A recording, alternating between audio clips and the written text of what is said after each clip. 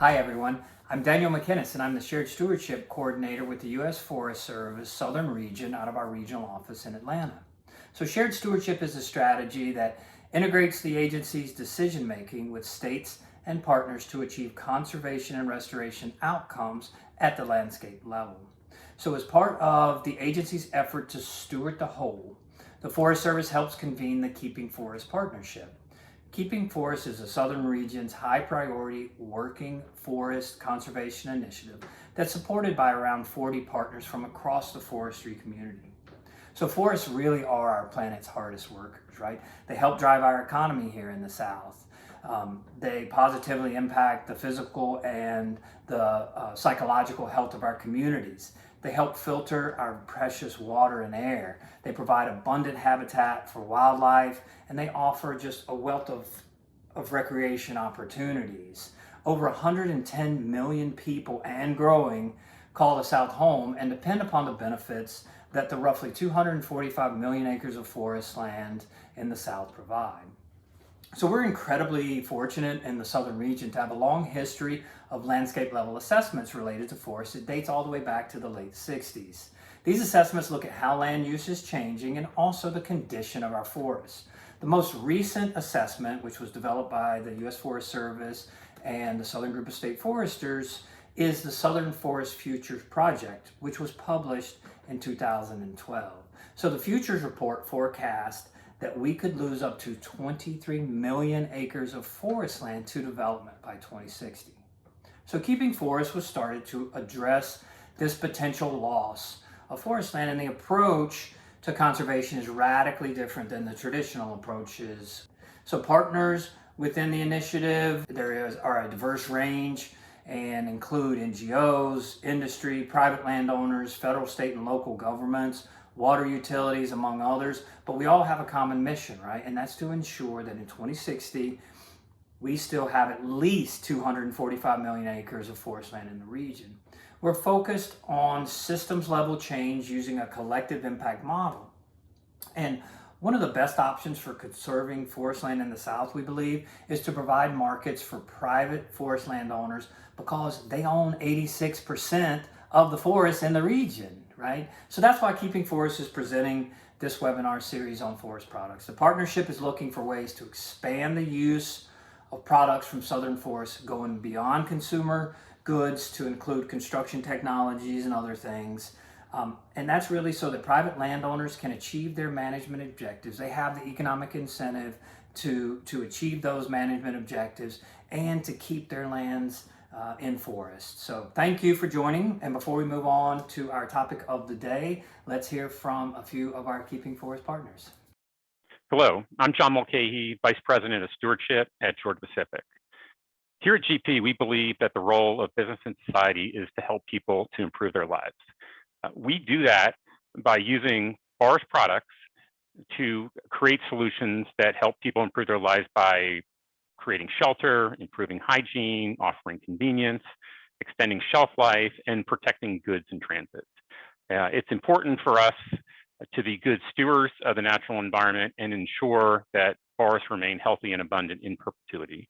That's why we work with organizations like Keeping Forests, and we share their commitment to create the conditions that will help forests to grow, working with the landowners, ensuring that they have incentives to take care of their land and to replant after harvest. Good afternoon, everyone. My name is Sam Cook. I'm here at NC State in the College of Natural Resources. I serve as the Executive Director of Forest Assets and our Vice President of the Natural Resources Foundation. We work to develop leaders and solutions for challenges impacting the environment, economy, and society.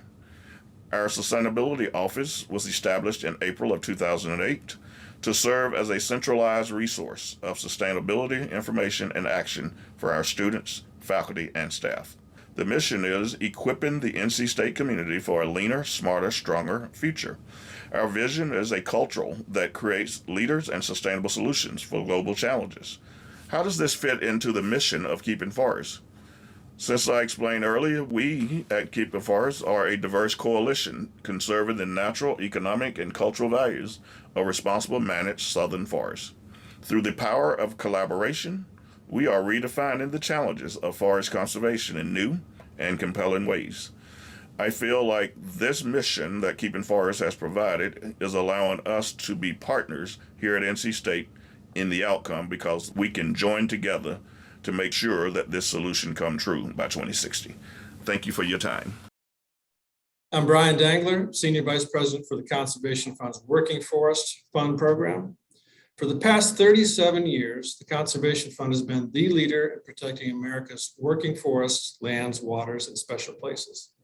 As the nation's only conservation organization with a dual charter for both land and water conservation as well as compatible economic development, our work has always been about the conscious effort to include people in nature. That is how we at the Conservation Fund define sustainability. Can we conserve nature and society at the same time? Our Working Forest Fund program is specifically designed to permanently protect America's privately held large working forests. These lands have been assembled by the vertically integrated forest products companies over a century, and they're rapidly being sold off into smaller and smaller pieces. And eventually they will be developed, changed into different land uses. We've conserved about 1 million acres so far. We have a goal of conserving another 5 million in 10 years. We think permanently protecting large working forests for all the co-benefits they provide society is our nation's most urgent conservation priority. And it fits perfectly into the mission of the Keeping Forests Initiative.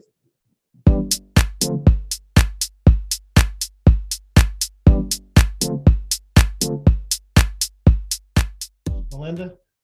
All right, thanks, Rick. Hope everyone can share my screen, and I'm going to share, I'm not sure they're my thoughts, but they're thoughts as well that I encounter, as well as folks we work with in the stakeholder community, as we talk about forest land across the South and across the US. And there's been a lot of focus lately, you'll hear a lot of speakers, forests are the answer. Now, what's the question? Because everybody is definitely talking about forests as an answer to a natural climate solution. And at the same time, building with mass timber is really getting a lot of focus and a lot of excitement from big players, small players. This is a library here in DC that just won a mass timber award. But what I'm going to talk to today is kind of what we come up against as forest landowners, and specifically when it comes to wood market, and how we interact perhaps with the architects, engineer, and development community. So let me, there we go. So some key points I definitely want to make sure that we get across is how are US timber markets, what is their relevance in sustaining working forests, both as a natural climate solution, but to keep forest land and forest gets back to a lot of what the Keeping Forest mission is all about. As well as the role of markets for the forest landowner who owns the land, who plants the tree and pays taxes on that land. And then do we have the ability, forest landowners, private working forests, to meet that demand for the increase in mass timber? We're just coming out of COVID, where you had the lumber shortage. There's a lot of mixed messaging, lack of understanding maybe about forest supply. So these are some things I'm going to hit on, whether you're aware of these things or whether you'd be someone who would be carrying these messages forward. Hopefully these will be relative for you. Who is the Forest Landowners Association and the Forest Landowner Foundation? We are a landowner organization. We've been around for 85 plus years. We have landowners, I think in all but maybe 2 states. And they really range in their holdings from 100 to 1 million plus. We have large family forest landowners who have 100,000. One thing that all of our members say when we ask them, why do you own your forest? And it is for economic return. Many of them, it's generational. Some are first year landowners. The majority of our landowners are 500 acres or less, but we also have many who are in the 500 to 1,000, and then on up, as I said, 5,000, 130,000. So across the board, our members range in acre size, but they have one thing in common, and that is that they manage their forests. I think 98% have a management plan. They implement that management plan, but they are looking for economic return. And right now, that primary economic return is off timber. So that's super important to who we are as an organization. So as I said earlier, forest is the answer. What's the question? And I think a lot of that attention is around climate change, and it's around companies and countries and even mayors and cities coming out and saying, what can we do to mitigate climate change? Can we get to net zero? And so it's definitely on the radar, which is a great thing. We've been around forever, but we're finally starting to get viewed in a different way. And as corporate America, both in Europe and as it comes over into the US, starts looking at their ESG standards and the accountability. So, the environmental, social, and governance, what are they saying that they're doing to be sustainable? But then how are they actually tracking that and being accountable? And all of those related back to forestry, are starting to have accounting methods, if you will, for how that's done.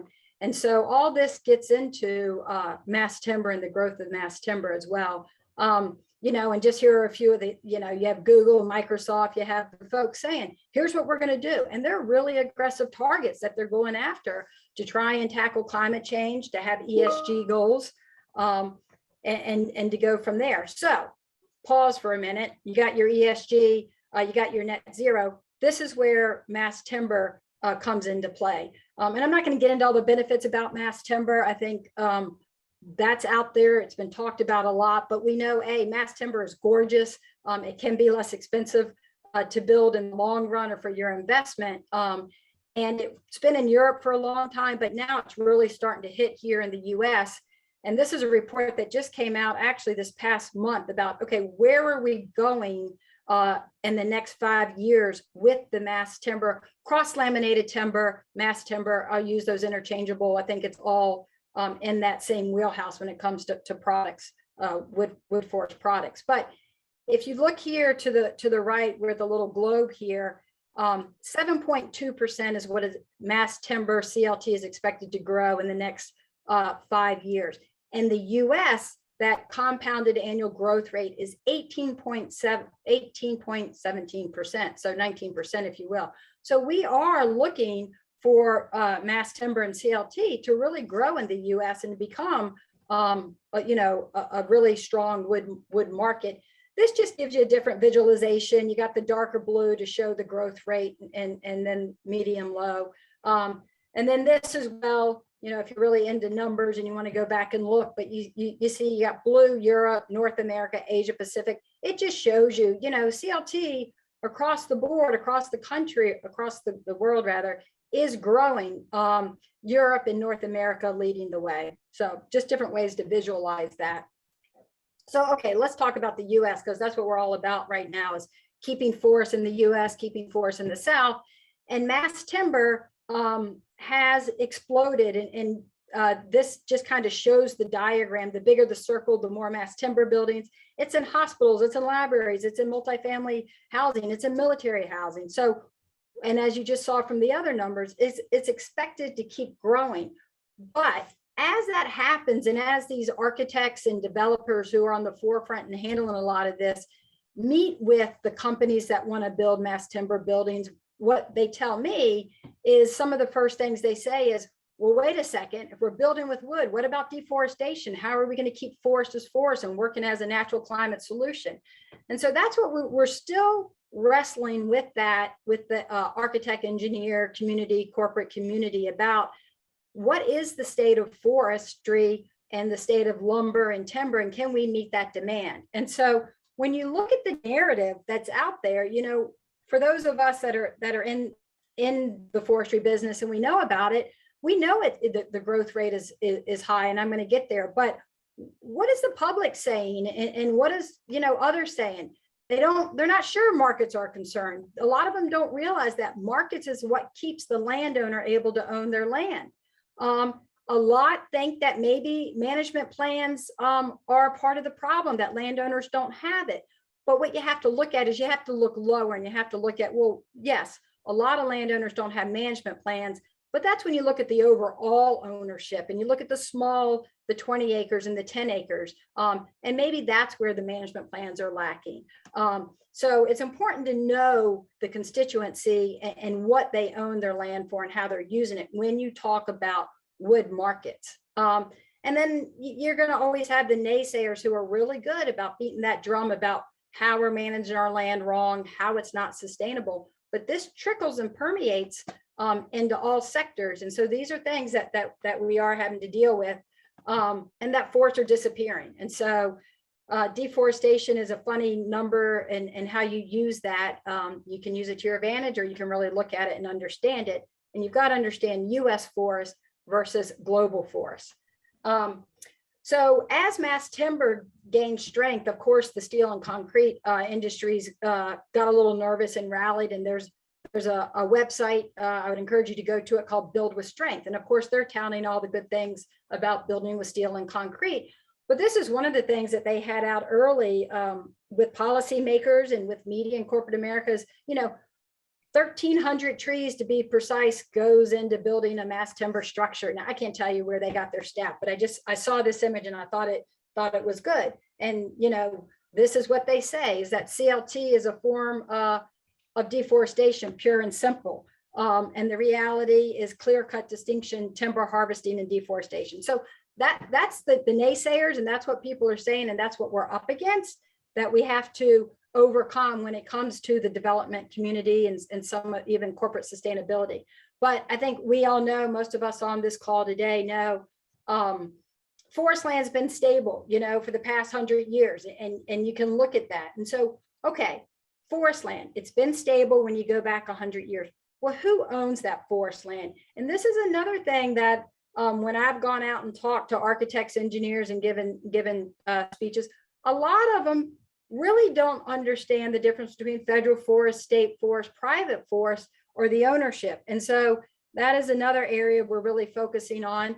This graphic here comes right out of the US Forest Service, and it does a great job showing you've got 39% are family forest owners, roughly 20% corporate. You've got your state, you got your local. So it's a mosaic of the forest land. But what you have to understand also after that is timber and demand for timber and wood supply. Where does America's wood supply come from? Because while all forest owners probably have the capability of cutting a tree down and turning it into lumber, it's not quite the case. They're not all owning their forest, and they're not all sending their products or their trees, if you will, to the wood supply. And so this comes from NAFO. They did the National Alliance of Forest Owners. They have a great website out there, but they did a really good job, I think, of breaking up and talking about a working forest versus a non-working forest. And then, the public owning that and the private owning that and how it goes. But the way it's framed is a working forest specifically has the ability and generally is owned and managed to generate wood supply. So the landowners are growing it for timber. And when it does that, that working forest is in a constant state of flux because of thinning, because of management. And from that, it actually creates more of a carbon sink and more benefits to the environment because of the way it's managed. Where a non-working forest, still important, still contributes to environmental benefits, climate benefits, and just our acreage overall, but it's more recreational, more beauty, it's woods, it's forest. So, as the US policymakers, corporate America, builders, as we all look to get to net zero, and we look to forests to help with sustainability goals, ESG, and mass timber, it's important to know the difference between, working forest, non-working forest, as you move forward. And, as I covered earlier, a working forest is more in a constant evolution, planting, thinning, new forest, it's renewable, all that great stuff. But data that came out from a working forest that I was, really overwhelmed with, and I thought was really hits the mark, is when you have a private working forest, again, contributing to the wood supply, it is 7.5 more times carbon is sequestered because it has growing trees in it than your national forest. 56% more of the forest. This is the lower 48. There's two ways you can count forest, all 50, the 50 or the 48. This is lower 48. But the working forest in the lower 48 account for 73% of the forest carbon sequestration. And when you talk about climate change and sequestration, you have to talk about the absorbing of the carbon, but also the stored carbon. And that's also where the built environment and mass timber comes into play. So, what I like to say is forest landowners, but specifically timber growers, we're kind of pioneers of ESG, if you will, because as you all know, if you're in rural communities, the social benefits that a growing working forest contributes to jobs, clean water, clean air beyond the rural community, the economic viability of the landowner, and the environmental benefits. So you take all that, and we've kind of set it up now where you have the private forest working forest, public working forest, but working forests that are contributing to the wood supply. And the next question is, okay, well, how are they managed? Are they managed sustainable? Because as we know, in some of the more developing countries, they might not be under the same type of rule of law or have that gold standard management that we have here. So US forests, without a doubt, are managed sustainable. I mean, that's why they've maintained for the past 100 years the same level. Many of our members, as I said, fifth generation, third generation, they want their lands to be available for the next generation. So, between best management practices, between timber assurance, opt-in certification, and federal and state laws, we know that our forests are managed sustainable. So that was really quick, but there's a lot to cover. So as mass timber buildings are looked upon as helping with climate, we know that that's a good thing. We also know that they're growing. And so that has a great positive potential for us for demand on markets. But what about the importance of markets and how they help keep land and forest use? And what has history told us about when there is a demand for wood supply, how that helps growth, or when a mill closes, what does that do to an area? So let's just talk a little bit about, the Great Recession back in 07 and when mills did close. A tree it's the one crop that takes 25 plus years to actually see real income. Now you can thin it and have income throughout that. But when when landowners plant their crop of trees, they usually do so because they know a mill is nearby that they can feed that tree to for their income. When those mills close, as we've seen in the past, those landowners are left with nowhere to send their trees. Now, the forest is still generating many benefits, but they are then having to wrestle with how do they keep their land and forest use. And we are seeing and we are hearing from landowners who are having, now this is a vast picture, but it is real. This is in Georgia where solar power is an option for them to plant their trees where they can't sell them to market. So this is just a case in point of what can happen when mills close, when you don't have markets for landowners. They're trying to keep their land in forest use because that's what they want, but they also have to generate their income. In many cases, it's the income for the cousins, the aunts, and the uncles, or it's the retirement. And so you will see a mix of this. But that's not what we want. This is what we want. We want the opening of new mills. And I know we all get excited when we hear about a CLT, structure lamb, mass timber type mill opening. And that's what we're hearing about now, as well as other mills. We are seeing good things happening. The other thing that we're seeing, and this is really up until now, mass timber, as I said, has been a European.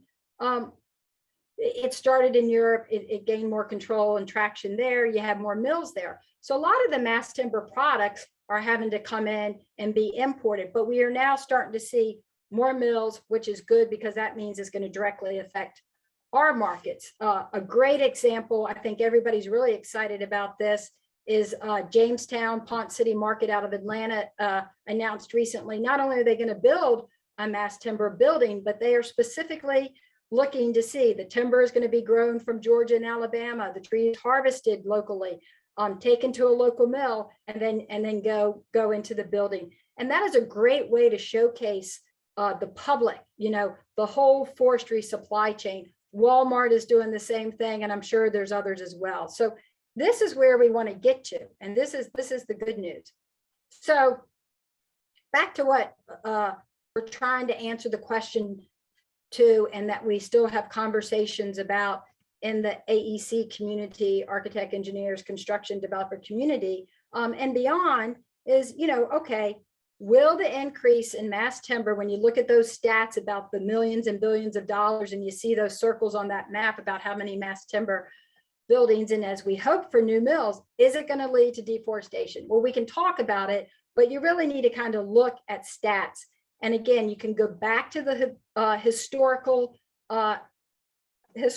data to answer some of that question. And then you can also move forward to look at it. So we know timber overgrowth, if you go back to the 20s, all the way through the booms, we've had net growth over removals, and that's what we want. I think this graph is an easy one to kind of just look at, but you can also then get more into your, economic and stat graphs where it shows the tree demand and the growth of how you have removals as they increased here. You see this upper graph A shows the removals over time and how they've increased 57%.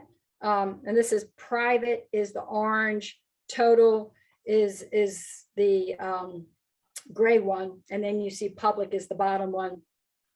As removals have gone up, growth has gone up twice as much. So the B graph shows you that, how removals, growth. So we know that landowners and the forest supply chain and forest stakeholders, they respond. Markets respond by planting more trees and keeping forests healthy. Okay, well, that's good. That's what's happened. But how do we know what's going to happen in the future? How can we give assurance? So there was a study done recently, and sorry, I don't have it here, but it was done by someone out of the Forest Service, a great study on, okay, estimated growth with current harvesting. What are we looking moving forward across the different regions? And this shows you growth being the green, harvest being the orange, total across the US, 56%, we still expect growth over harvest. So that's with some low high modeling. You go down now and say, okay, well, what is the scenario with the expected mass timber demand? And we are still looking at a growth over drain, growth over harvest across every region. The north, it takes longer to grow trees. You have a little bit different. You see the south here. So we know that markets, landowners respond to markets. We have a lot of standing inventory now that is ready to be taken to the mills as mills open. And we also know that growth, because of modern forestry practices, that we have greater success rates in growth. We harvest differently than we used to.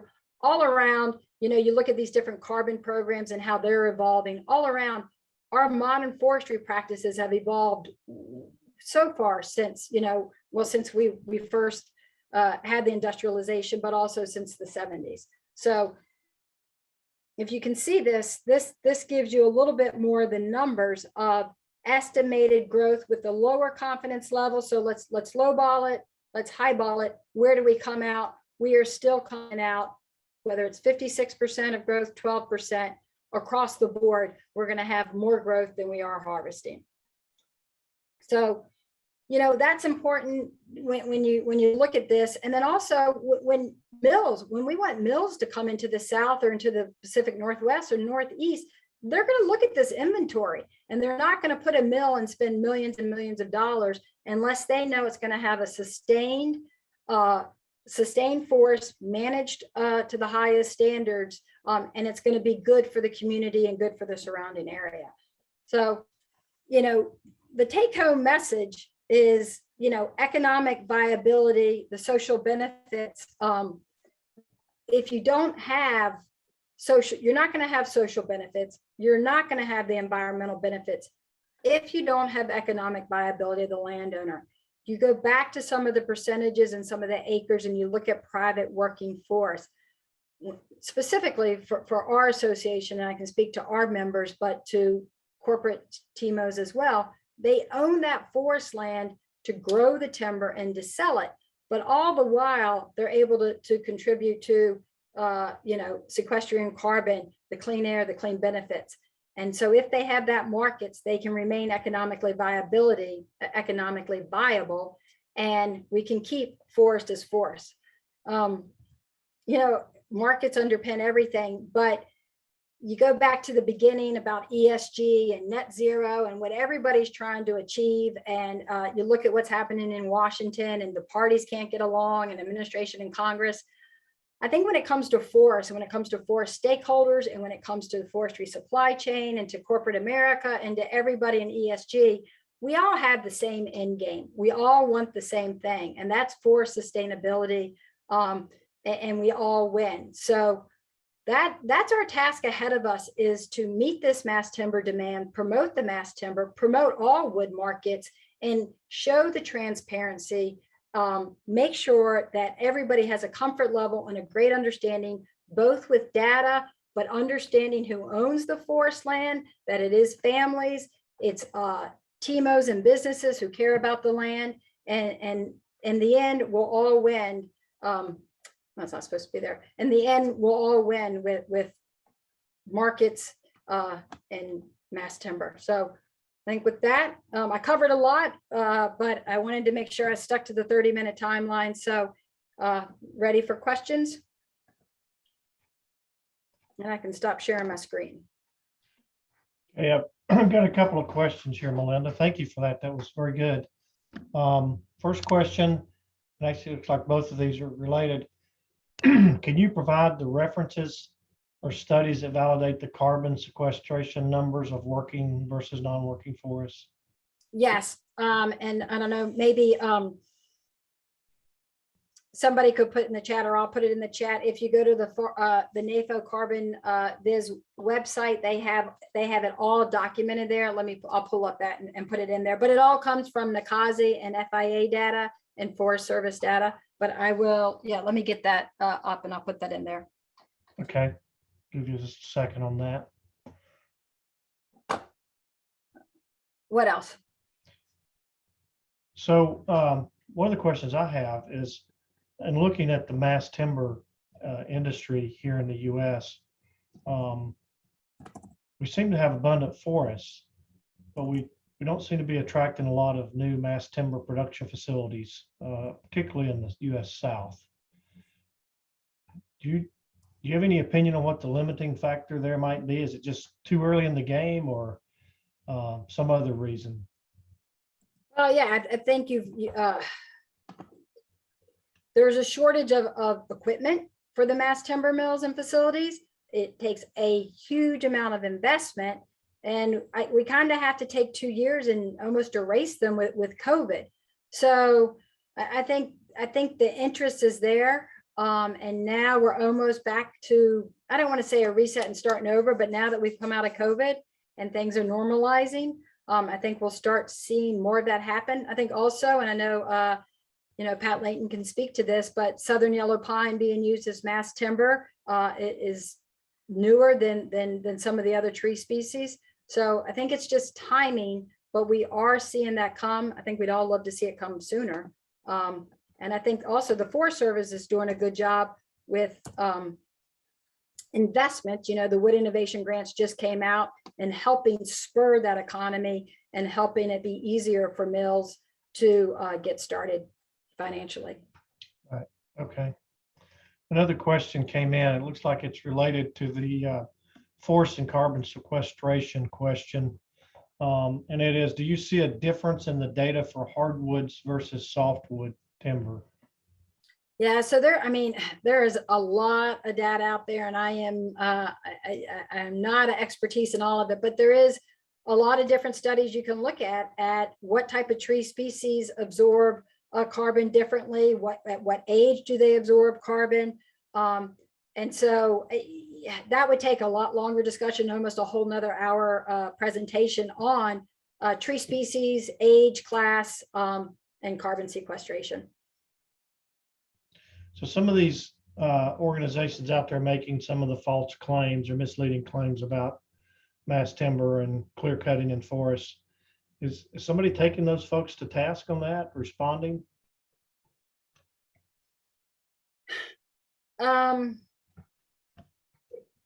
When it comes, I think that they're probably not responding directly, but putting out that positive narrative and the accurate statements to the stakeholders.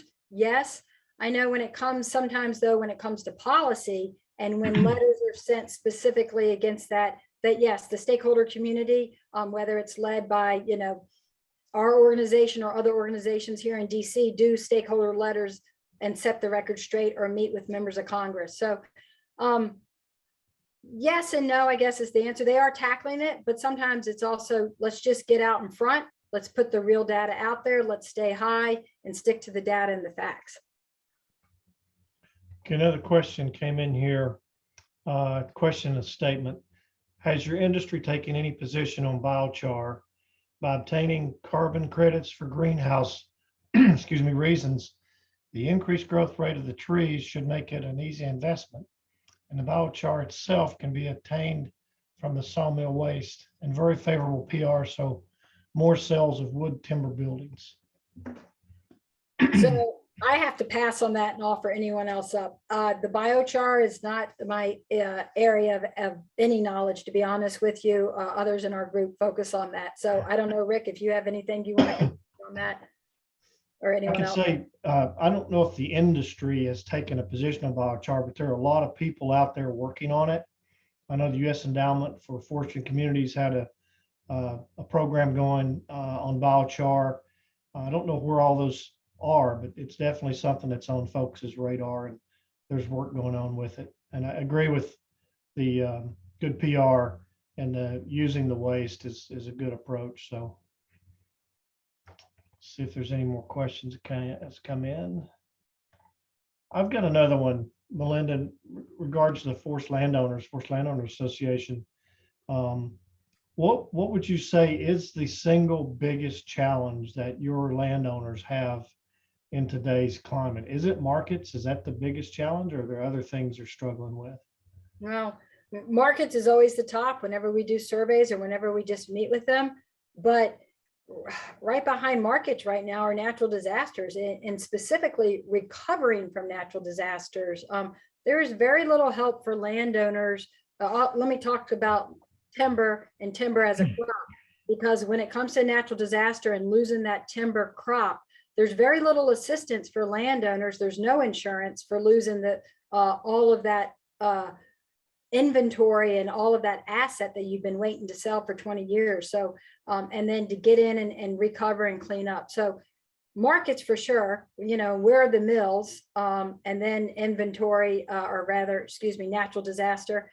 And then third would just be, but we've really made a lot of improvement on this. And I feel like really good interchange with Fish and Wildlife Service, Forest Service, but, just understanding of regulations and management of forests is always something that is of concern to landowners, because they want to follow the law. They do follow the law, but they're very, sometimes it's very difficult to understand how the 4D rules are meant to be implemented. But again, great progress there with our relationships with the Fish and Wildlife Service and Forest Service on figuring all that out and talking through that through, timber talks, forest forums, all of that.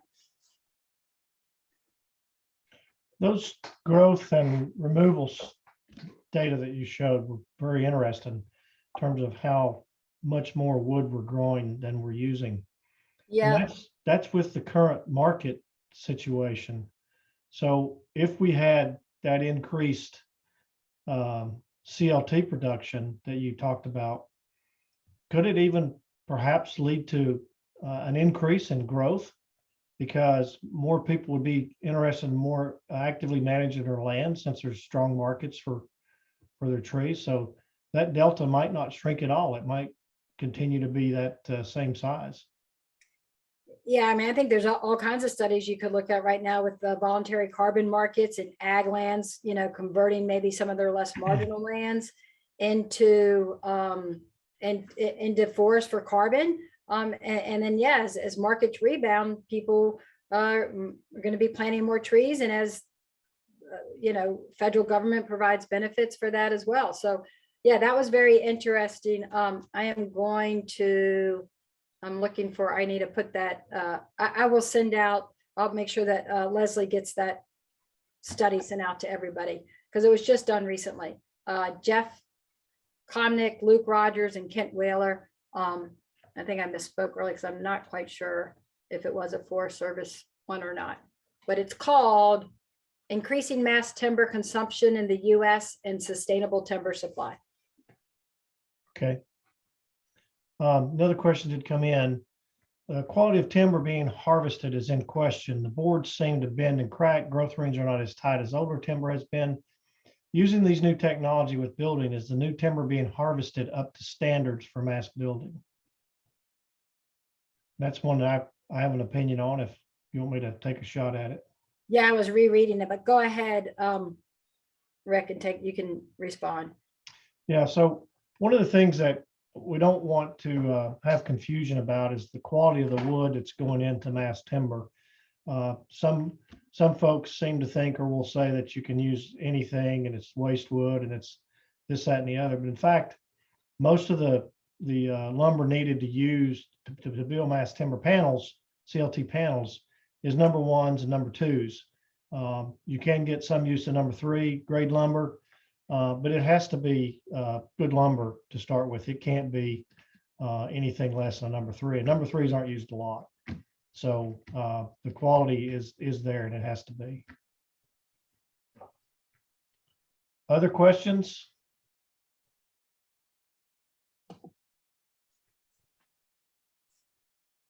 Well, I think we'll go ahead and start to wrap this up. We're going to get Zach back on the screen. Thank you, Melinda. That was very well done. Great information. We really appreciate it and appreciate all you're doing for keeping forests and for all your landowners throughout the country.